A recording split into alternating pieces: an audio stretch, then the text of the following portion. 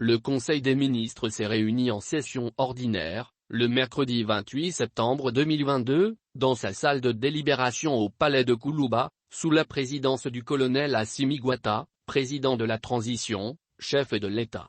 1.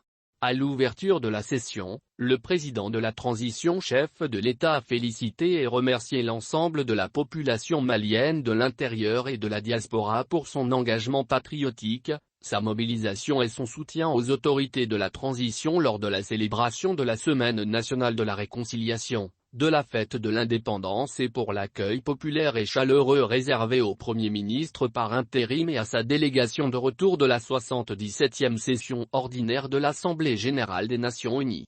2. Après examen des points inscrits à l'ordre du jour, le Conseil a adopté des projets de texte et entendu des communications. Au chapitre des mesures législatives et réglementaires 1. Sur le rapport du ministre des Transports et des Infrastructures, le Conseil des ministres a adopté un projet de loi portant modification de la loi N-6029 du 29 juin 2006 relative à la protection de la voie publique.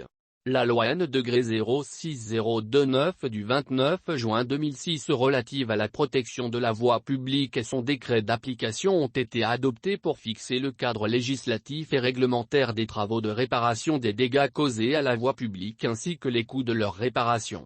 Le décret N-2021-0780/PTRM du 9 novembre 2021 fixant les modalités d'application de la loi relative à la protection de la voie publique précise les procédures de la remise en état de la voie publique, les intervenants et les pièces administratives nécessaires à l'exécution des travaux de remise en état.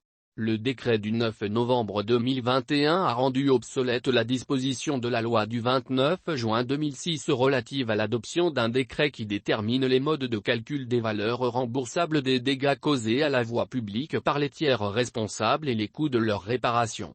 Le présent projet de loi est adopté dans ce cadre. Il permettra d'évaluer, à travers des devis, les coûts des dégâts causés aux ouvrages de manière plus facile et compréhensible. 2. Sur le rapport du ministre des Mines, de l'Énergie et de l'Eau, le Conseil des ministres a adopté des projets de texte relatifs à la création, à l'organisation, aux modalités de fonctionnement et au cadre organique de l'inspection des mines, de l'Énergie et de l'Eau.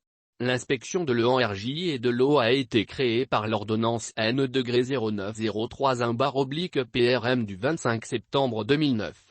Les missions confiées à l'inspection par l'ordonnance du 25 septembre 2009 ne couvrent pas expressément toutes les attributions du ministère en charge des mines, de l'Énergie et de l'Eau. Les projets de texte adoptés créent l'inspection des mines, de l'Énergie et de l'Eau pour intégrer dans ses attributions le suivi et le contrôle des secteurs de la géologie et des mines.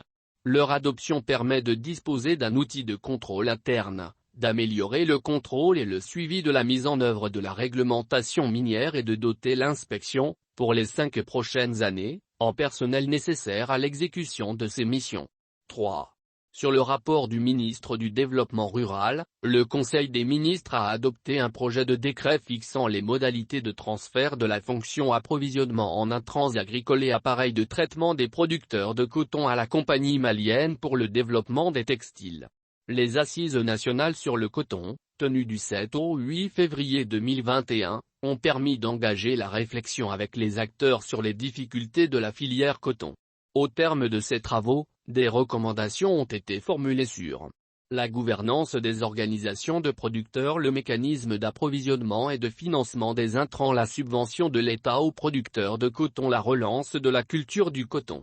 Pour ce qui concerne le mécanisme d'approvisionnement, il a été préconisé de transférer l'approvisionnement en intrants agricoles à la Compagnie malienne pour le développement des textiles, de fixer un prix incitatif au kilogramme de coton graine et de diminuer autant que possible le prix des intrants et des matériels agricoles.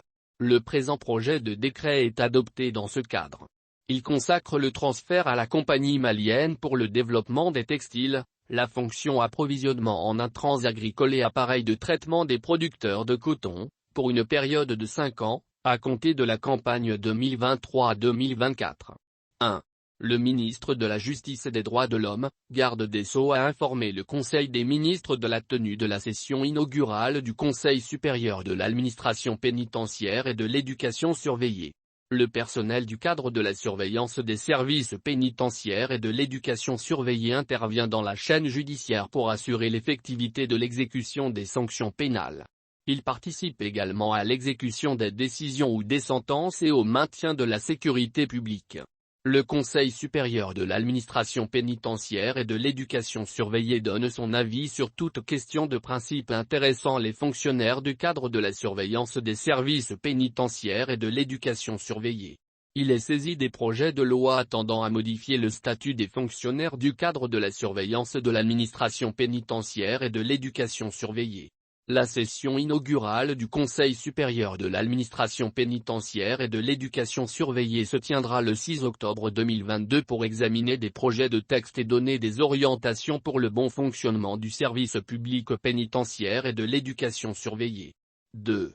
Le ministre de la Santé et du Développement social a informé le Conseil des ministres de l'évolution de la maladie à coronavirus marquée par une diminution du nombre de cas testés positifs par rapport à la semaine précédente.